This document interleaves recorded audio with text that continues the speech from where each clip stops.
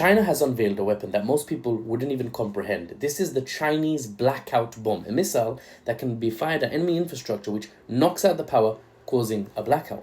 These are graphite bombs specifically. Imagine this: 500-kilogram warhead strapped to a missile with a 300-kilometer range. Remember, Taiwan is only 80 kilometers away from the Chinese mainland, from Fujian province. And this missile then bursts into 90 sub-munitions, each with graphite cores, like what pencils are made of. These conduct electricity very well, and they smack themselves into power lines and transformers and some other electrical doodads. I don't know. Imagine a power station relay, okay? I don't know what they're composed of. They smack into components and short-circuit them, and that causes the blackout. No electricity for anything not running on batteries. Good luck charging your phone. Good luck charging your car, turning on your lights. You get the idea. You know what a blackout is, right? Especially my Bengali brothers and sisters.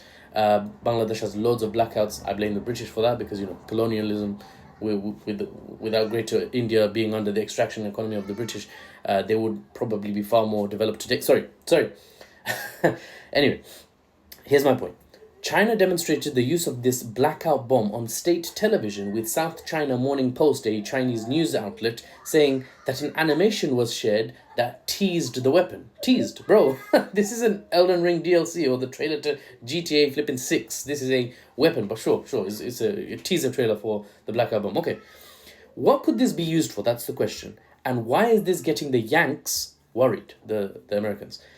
Now, because of one key factor that you need to know about. There's no destructive explosive munitions in it, meaning these are classified as non-kinetic weapons. Now, being slapped across the face by 100 graphene rods sounds pretty kinetic to me, not gonna lie, personally. But because it's not conventionally explosive, it puts this weapon in a tough position for adversaries of China to, categorize. The US, for example.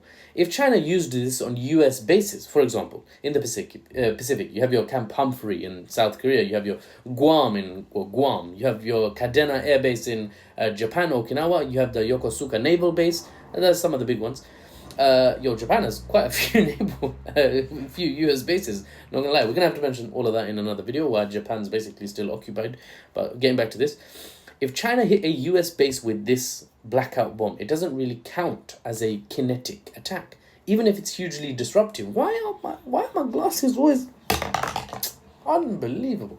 China could use this should tensions relating to Taiwan escalate, and they could use it without directly escalating the war into a kinetic conflict, right?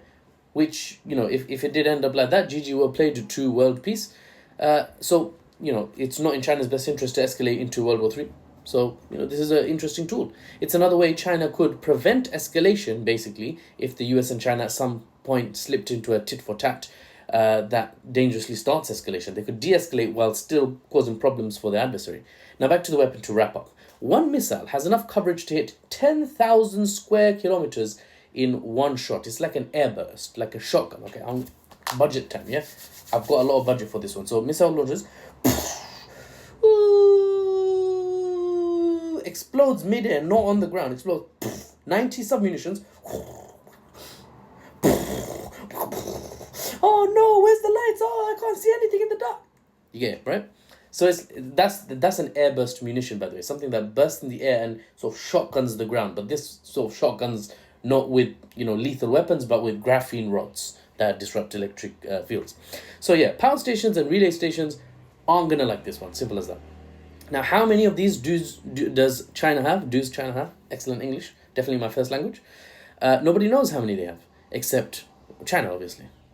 And China's military-industrial complex is end-to-end and well-developed. So likely they could make these and have them ready to keep an adversary's electrical systems permanently disabled for a long period of time if China wanted. A nightmare scenario, yet somehow still not all-out war.